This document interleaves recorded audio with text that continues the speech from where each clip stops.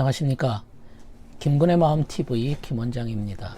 이번 시간에는 요한의 환상에 대해서 생각해 보겠습니다. 성경 말씀은 요한계시록 1장의 말씀입니다. 사도 요한, 주님의 제자입니다. 그 중에 사랑받는 제자라고 불렸습니다. 사도 요한은 요한복음을 썼고 요한 1, 2, 3서, 요한계시록을 썼습니다. 그리고 다른 제자들보다 아주 오래 살았습니다. 주님이 부활하신 후에 40일 후에 제자들은 그분이 하늘로 승천하시는 모습을 보았습니다. 그리고 승천하신 다음에 이제 주님이 명령하신 대로 각 처에 다니면서 복음을 전파하기 시작합니다. 이 복음 전파는 AD 70년에 로마 사람들에 의해서 예루살렘 성전이 파괴됐는데 그 이후로 더욱더 이제 유대인들이 흩어짐으로써 복음이 전파되었고, 그래서 소아시아 지역은 그들의 활동의 본거지가 되었습니다. 그래서 기독교인들의 그룹이 이제 교회로 형성되기 시작했습니다.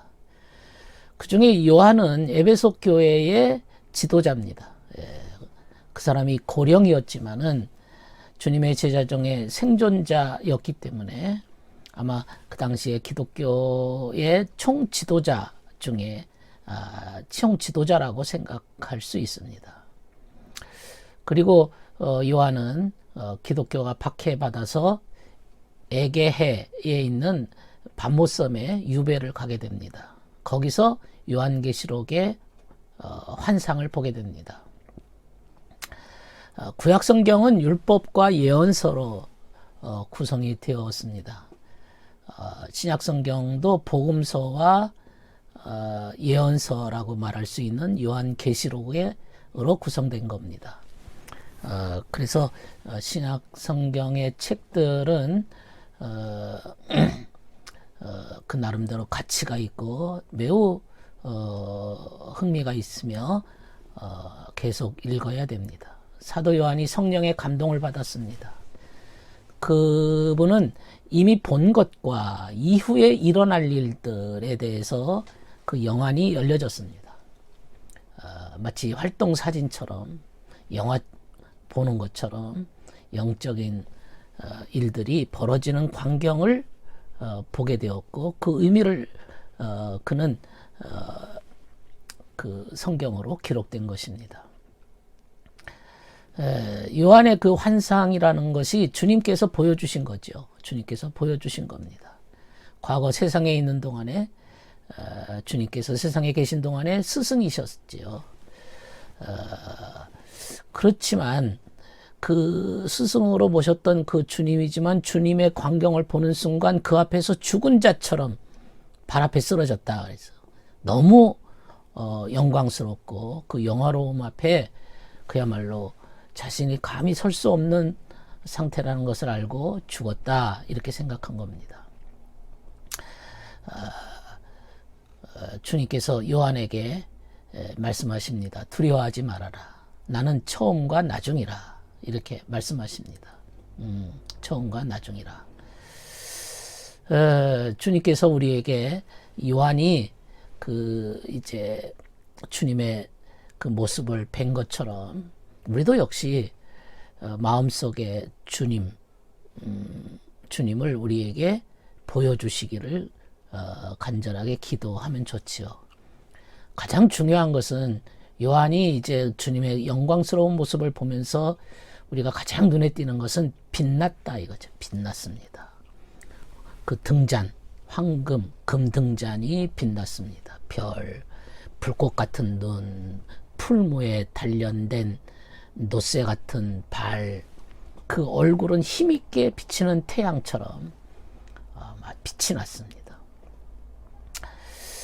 너무나 빛났기 때문에 그걸 볼 수가 없고 그걸 파악할 수도 없습니다. 한마디로 이 빛이라고 하는 것은 우리의 진리인데요. 진리를 빛이라 말하는데 신성한 빛입니다. 신성한 진리입니다.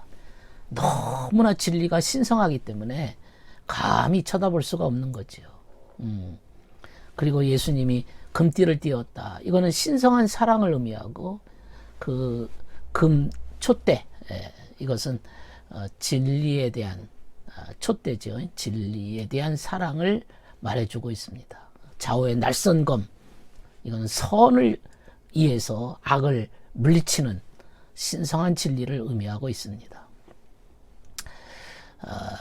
앞으로 요한계시록에 나오는 모든 그 환상들은 이 세상에 있는 교회, 또 인간의 마음, 또 인간의 지성 속에 있는 그 마음의 상태들, 또 교회, 이 마음의 여러 가지 그 수준들, 그리고 마지막 심판에 어떻게 파괴될 것이고 무엇 때문에 파괴되는 것인지에 대한 그러한 초점이 기록되어 있습니다. 거기에 초점이 맞춰졌습니다.